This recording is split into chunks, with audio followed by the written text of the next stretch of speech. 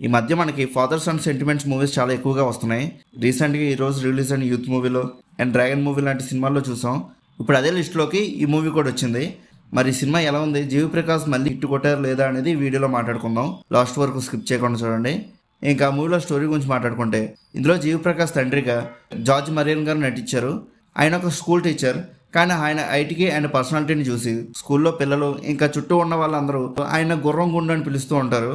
ఈ పేరు వల్ల జీవి ప్రకాష్కి చాలా ఆక్వర్డ్గా, ఇబ్బందిగా అనిపిస్తూ ఉంటుంది. చిన్నప్పటి నుంచి ఎప్పుడు తండ్రితో బయటికి వెళ్ళినా భయపడుతూ ఉంటాడు.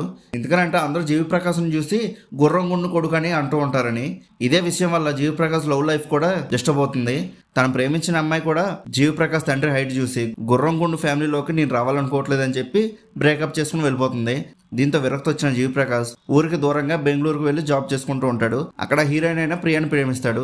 మరి జీవి ప్రకాష్ తండ్రి ఐడెంటిటీని హీరోయిన్కి ఎలా రివీల్ చేశాడు, హీరోయిన్ తండ్రి ఐడెంటిటీ తెలిసాక ఏమైంది, క్లైమాక్స్ లో తండ్రి కొడుకుల బాండింగ్ ఎలా మారింది అనేదే main story. Cinema first half కొద్దిగా స్లోగా ఫ్లాట్ గా అనిపిస్తుంది. కామెడీ కోసం చాలా ట్రై చేశారు కానీ అన్ని సీన్స్ లో వర్కౌట్ అవ్వలేదు. సీరియస్ గా చెప్పాలంటే లవ్ టుడే లాంటి ఫీల్ తీసుకురావడానికి చాలా ట్రై చేశారు కానీ కొద్దిగా మిస్ అయిందని చెప్పొచ్చు. స్టోరీ కూడా కొద్దిగా ప్రెడిక్టబుల్ గా మనం ముందే గెసేసేలాగే ఉంటుంది.